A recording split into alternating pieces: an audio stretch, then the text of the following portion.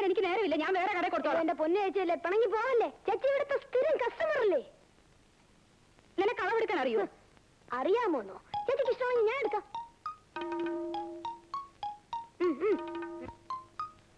ഈശ്വര, ഇവനും അളവെടുപ്പ് തുടങ്ങിയോ? ബ്ലൗസ് തയ്ക്കുന്നുണ്ട്, അരവണ്ണം എടുക്കുന്നത്.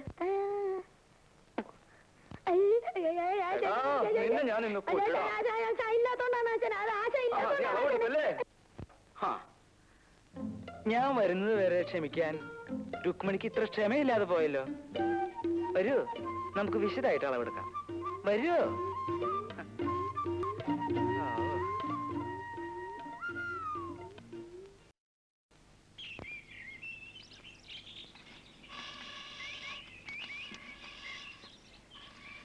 ஐயா கும்பிடுற சாமி. இது யாரு? கருப்பையாவா?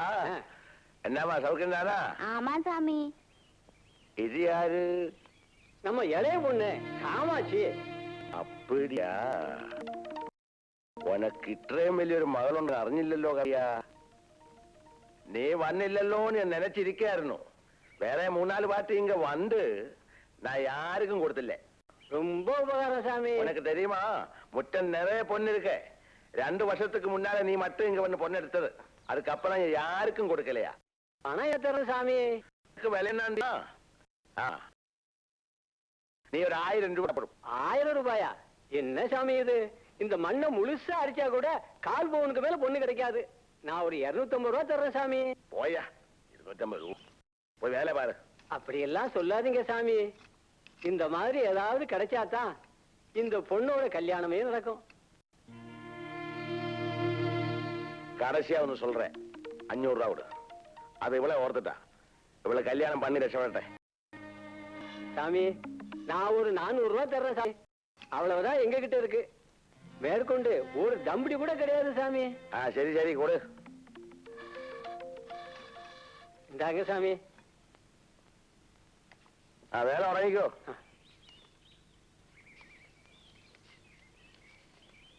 എന്തിനാ പാവങ്ങളെ പറ്റിക്കുന്നത്? കഴിഞ്ഞ ആഴ്ചയില്ല അച്ഛൻ മണ്ണടിച്ച് പൊന്നെടുത്തത്. ഒരു വീക്കിയാൻ പറ്റുന്നുണ്ടല്ലോ.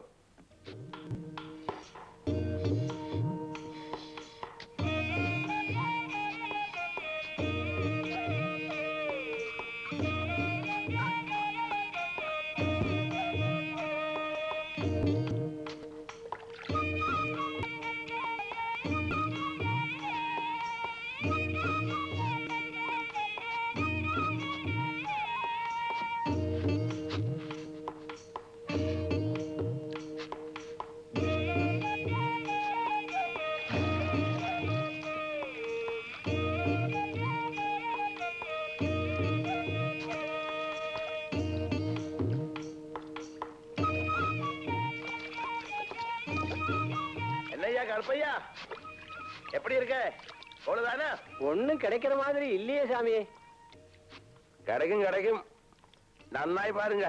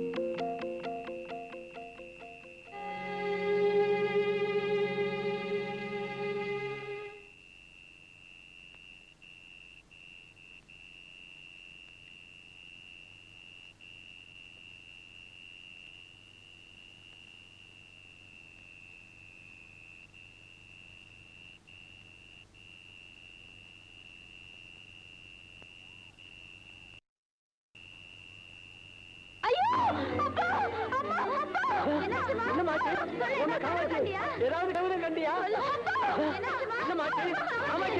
ஏதாவது சாமா படுத்தாயா?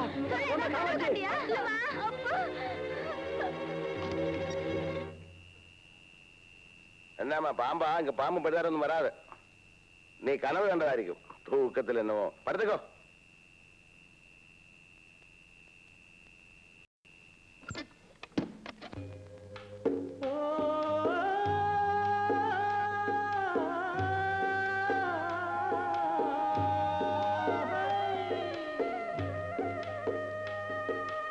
சாமி ஒரு பொடி பொண்ணு கூட கிடைக்கல சாமி.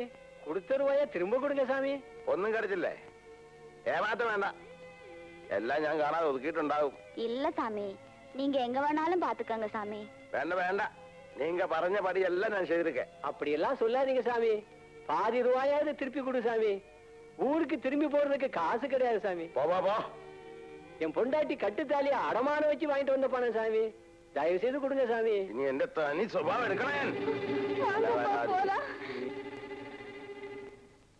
പാലാലുകള് വലിഞ്ഞു കയറി വരും, എന്നിട്ട് കിടന്ന് കരയും. പാവങ്ങള് അവരുടെ രൂപ കൊടുത്തേക്കച്ച, അവർക്ക് ഒരു പടി പൊന്നു പോലും കിട്ടിയില്ല. അവരെയൊക്കെ ചതിച്ച ഈശ്വരങ്ങളും ഉണ്ടാവും. നീ എന്നെ പഠിപ്പിക്കണ്ട. അവർ വന്നു കയറിയപ്പോ തുടങ്ങിയ എന്റെ ഒരു അനുകമ്പ. അച്ഛൻ ദുഷ്ടനാ, കള്ളന. എന്താ പറഞ്ഞേ? എന്താ പറഞ്ഞേ? കള്ളനല്ലേ? നിന്റെ അച്ഛൻ കള്ളനാ?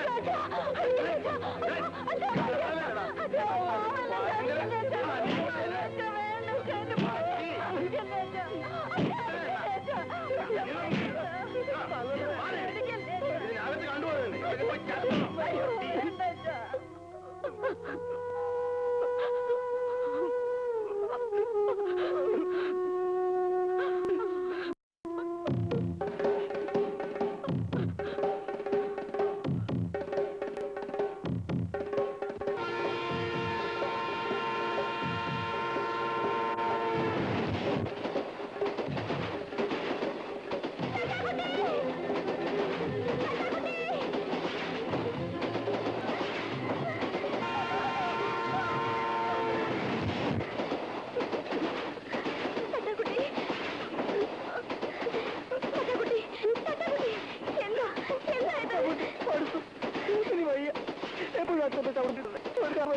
ആർക്കും വേണ്ട, ആർക്കും വേണ്ടെന്ന് അമ്മൂട്ടിയുടെ മുഖത്ത് നോക്കി തട്ടാക്കുട്ടിക്ക് പറയാൻ കഴിയോ? ഭഗവതിക്കാവില് രണ്ടു നേരം തൊഴാൻ പോകുന്നത് എനിക്ക് വേണ്ടിയിട്ടല്ല. നീരാഹാരം കഴിച്ച് തിങ്കളാഴ്ച വ്രതം നോക്കുന്നതും എനിക്ക് വേണ്ടിയിട്ടല്ല. തട്ടാക്കുട്ടിക്ക് എന്തെങ്കിലും പറ്റിയ പിന്നെ ഈ അമ്മൂട്ടി ജീവിച്ചിരിക്കുന്നുണ്ടോ?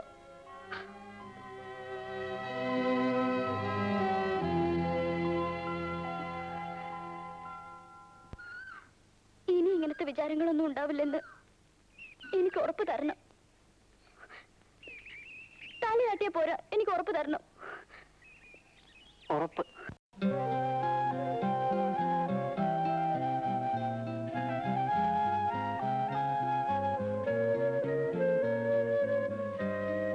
നീ എന്താ എന്നും ഇങ്ങനെ തന്നെ കഴിയാനാ ഉദ്ദേശം? നമ്മുടെ കൂട്ടത്തിലുണ്ടായിരുന്ന എല്ലാവരുടെയും കല്യാണം കഴിഞ്ഞു. നീ മാത്രം. നീ എന്നാ വന്നത്? ഇന്നലെ. നിന്റെ കെട്ടിയവൻ ഇപ്പോഴും തുണിമില്ലി തന്നെ പണി. ആ, തങ്കപ്പേട്ട് നാളെ വൈകിട്ടേ എത്തൂ.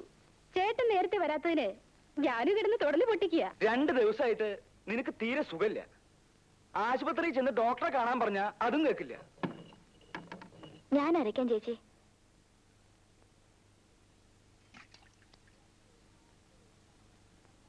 രണ്ട് ദിവസം ആശുപത്രി പോയി കിടക്കാൻ പറഞ്ഞാ കിടന്നാൽ എന്താ? ഞാൻ ആശുപത്രിയിൽ പോയി കിടന്നാ മോളെ സ്കൂളിൽ അയക്കലോ ഇവിടുത്തെ കാര്യങ്ങളൊക്കെയും മുടങ്ങൂല്ലേ? ഓ, അത് സാരല്ല. അതിനിവിടെ അമ്മുല്ലേ? അല്ലേ അമ്മു? ഏതായാലും നീ ഒരാഴ്ച പോയി ആശുപത്രി കിടക്ക്.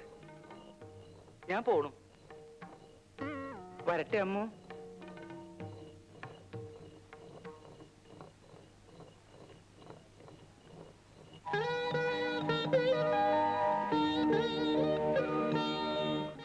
നിന്നെ ആരുടെയെങ്കിലും കയ്യിലേൽപ്പിച്ചാലേ എനിക്ക് സമാധാനമുള്ളൂ. ആശുപത്രി പോയി കിടക്കാൻ പറഞ്ഞത് എന്തിനാണെന്ന് എനിക്കറിയാം. നിന്റെ ചേട്ടന്റെ സ്വഭാവം അങ്ങനെയായി പോയി. ചേച്ചി ഒന്നുകൊണ്ട് വിഷമിക്കണ്ട. എന്നെ സൂക്ഷിക്കാൻ എനിക്കറിയാം ചേച്ചി.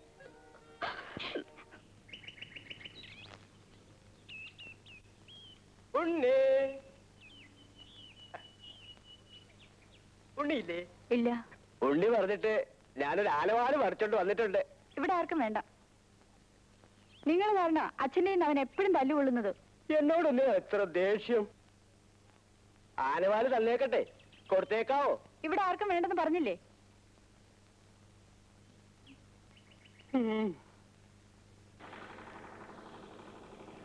2 ബ്ലൗസ് തയ്ക്കണം. തയ്ക്കാലോ? അകത്തേക്ക് കയറൂ, അളവെടുക്കാം. അളവ് ബ്ലൗസ് ഞാൻ കൊണ്ടുവന്നിട്ടുണ്ട്. അത് കഴിഞ്ഞ ഓണത്തിന് തയ്പ്പിച്ച ബ്ലൗസ് അല്ലേ, അത് ശരിയാവില്ല.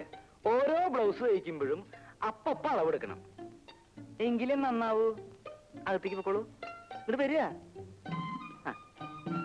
അങ്ങോട്ട് പൊക്കോളൂ, ഞാൻ പിന്നാലെ ഉണ്ട്. കൊല്ലാനൊന്നും അല്ലല്ലോ. കൊച്ചാപ്പി എടുത്താ പോരെ? അവന് ബട്ടൺസ് തയ്ക്കാനല്ലേ അറിയൂ. ആശാന് ഞാൻ നന്നായിട്ട് എടുക്കാം ആശാന്. അമ്പലം പിന്നെ ആശാനെ അമ്മ വരുന്നുണ്ട്. ഓ, എന്നാ ഈ പ്രാവശ്യം അളവ് വേണ്ട, ബ്ലൗസ് മതി. ചെല്ലേ ചെല്ലേ. എന്ന് തരും? എന്നാ വേണേ തരാം, ചെല്ലേ.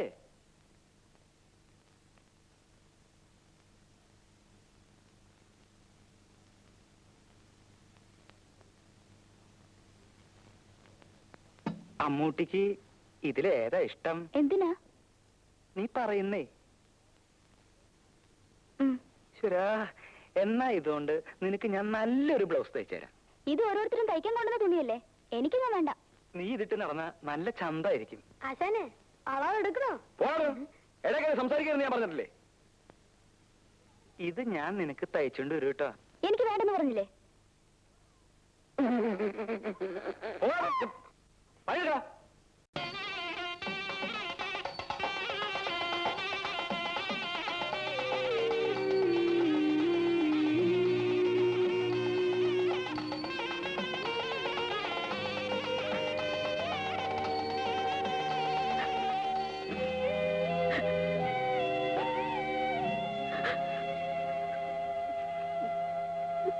ചേച്ചി, ചേച്ചി എന്തിനാ കരയുന്നത്?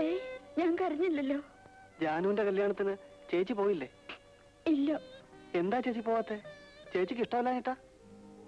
അതല്ലുണ്ണി, ഞാൻ അവിടെ ചെല്ലുമ്പോ ഓരോരുത്തരും ചോദ്യം ഉണ്ടാവും. കല്യാണമൊന്നും ആയില്ലേ, എന്താ നടത്താത്തെന്നൊക്കെ. എന്നെ കൊണ്ടാവില്ല, പറഞ്ഞു മടുത്തോ. ചേച്ചിയുടെ കല്യാണം അച്ഛൻ നടത്താഞ്ഞിട്ടല്ലേ? സ്ത്രീധനം കൊടുക്കാൻ അച്ഛൻ്റെ അടുത്ത് പൂത്ത പണം ഉണ്ടല്ലോ, അച്ഛൻ കൊടുക്കൂല. ഇങ്ങനത്തെ ഒരു അച്ഛൻ പിന്നെ ആർക്ക് വേണ്ടി അതൊക്കെ ഉണ്ടാക്കുന്നേ? ഞാൻ അച്ഛനോടൊന്ന് ചോദിക്കട്ടെ? വേണ്ട ഉണ്ണി, ഇനി അതും പറഞ്ഞ് അച്ഛന് തല്ലുകൊള്ളണ്ട. അല്ലാതെ തന്നെ നിനക്ക് വേണ്ടത് കിട്ടുന്നുണ്ടല്ലോ.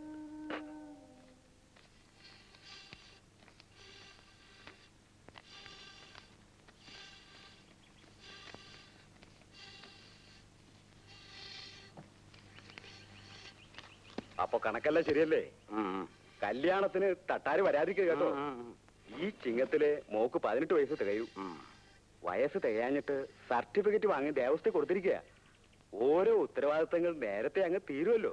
അപ്പൊ ഗോപാലനാർ ഇറങ്ങല്ലേ? ഓ ശരി, എന്നാ ചെല്ലേ.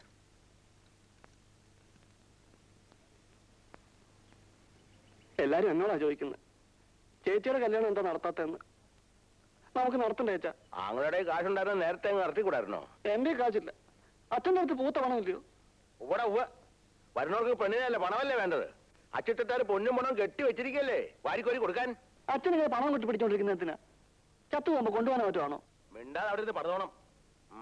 അച്ഛനിങ്ങനെ നാട്ടുകാരെ പറ്റിച്ച് കാശ് വാങ്ങിയാലേ അതിന്റെ ശാപം മുഴുവൻ കിട്ടുന്ന മക്കൾക്കാ. കഴിവേറി, നീ എന്നെ നേരെ സംസാരിക്കാതെ അല്ലടാ, അടിച്ച അസ്ഥി ഞാൻ ഓടിച്ചോളയും. ആ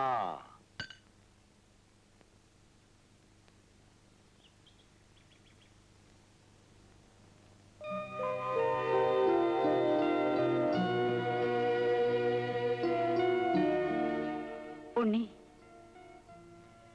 ഞാൻ പറഞ്ഞല്ലേ പറയണ്ടെന്ന്. അച്ഛൻ ലീലേച്ച കെട്ടിക്കില്ല.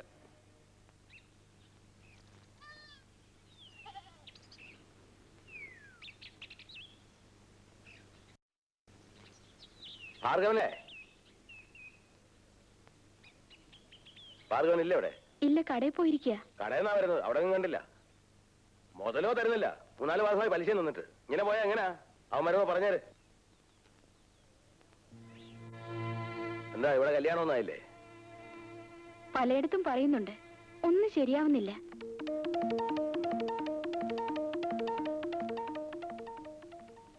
സ്വന്തം മകളുടെ കാര്യം നോക്കാതെയാ മറ്റുള്ളവരുടെ കാര്യം തിരക്കുന്നേ. കാശ് ചെലവാകുമെന്ന് കരുതിയാ ലീലയെ കെട്ടിച്ചയക്കാത്തെ.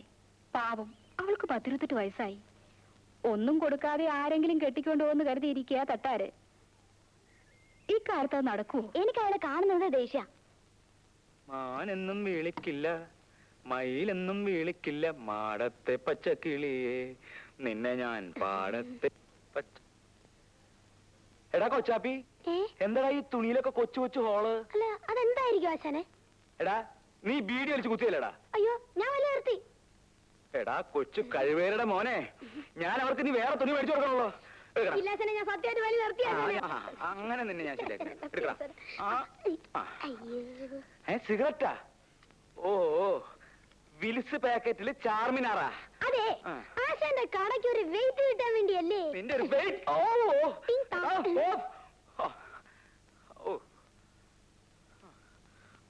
ഓരോരോ കള്ളന്മാര്.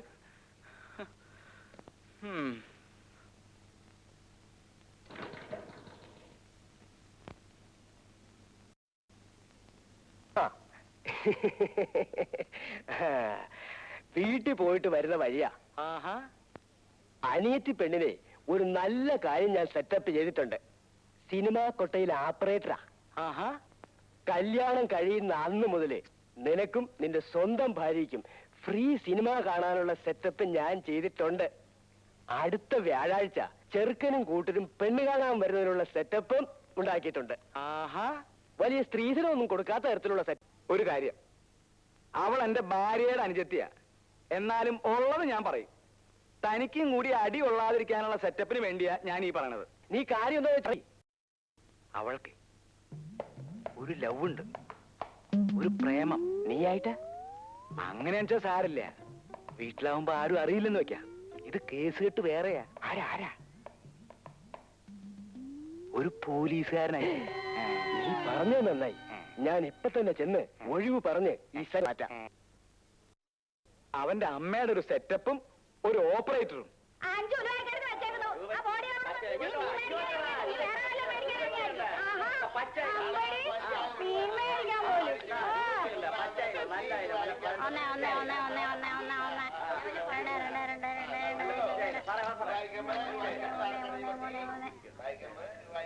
ഇതിനെന്തോ വില? 40 രൂപ. അയ്യോ, ഇത് എല്ലാത്തും കൂടെ 5 രൂപ. 5 രൂപയോ? ആ കൈ കൊണ്ടുപോയി വീട്ടിൽ ചെന്നേ മീനെ തട്ടെന്ന് പറഞ്ഞാൽ മതി. 5 രൂപ പോലും. എന്നാ ഒരു രൂപ പിടിച്ചോ.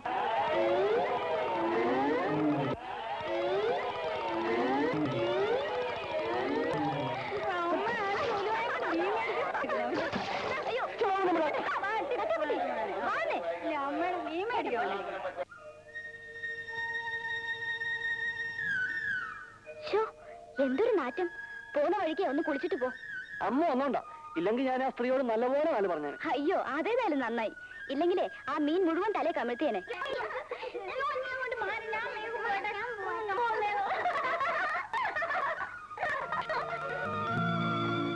പഠിക്കാത്തതിന് പാറൂട്ടി ടീച്ചറുടെ തല്ല് എന്നും എനിക്ക് കൊള്ളുമായിരുന്നെങ്കിലും ഈ കുട്ടികളെ കാണുമ്പോഴാ ആ കാലം കഴിഞ്ഞതിൽ വിഷമം തോന്നുന്നത്.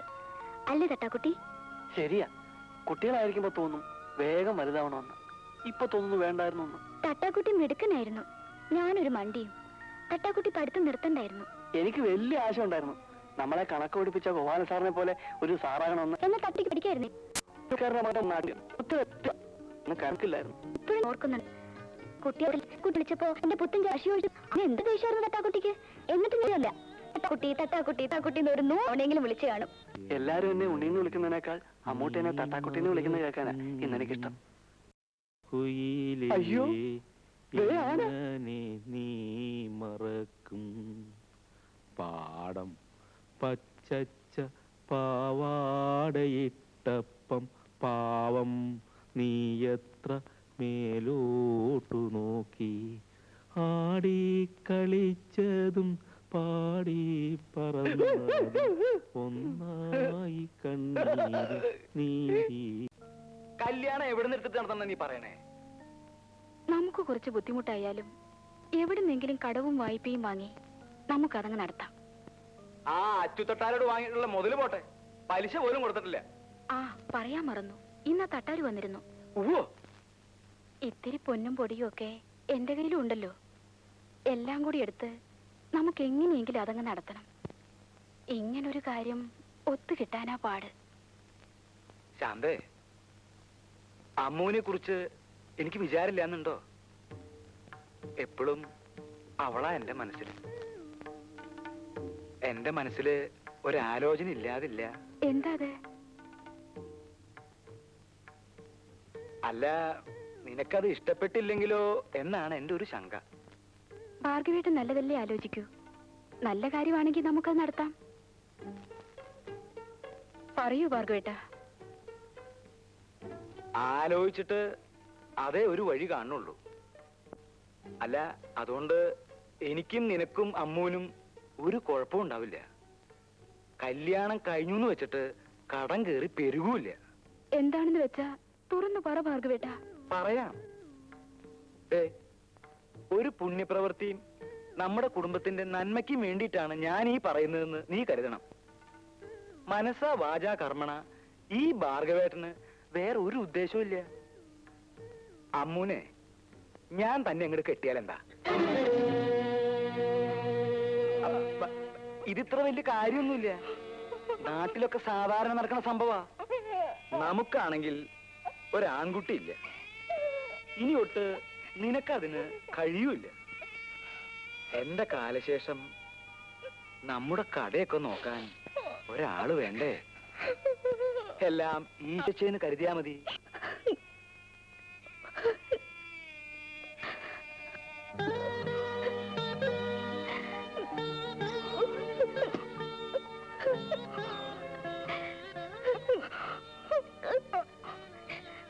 പൊന്നും പുടവയും തന്ന് നിന്നെ കെട്ടിച്ചയക്കാൻ ഈ ചേച്ചിക്കാവില്ല കുട്ടി. മോളെ, ഈ ചേച്ചിക്ക് ഇനി നിന്നോടൊന്നേ പറയാനുള്ളൂ. നിനക്ക് ഇഷ്ടമുള്ള ആരുടെ കൂടെ വേണമെങ്കിലും ഒളിച്ചു പൊയ്ക്കോ. മനസ്സും ശരീരവും മരവിച്ച് ഈ ചേച്ചിക്ക് ഇത്രയേ ചെയ്യാൻ കഴിയൂ.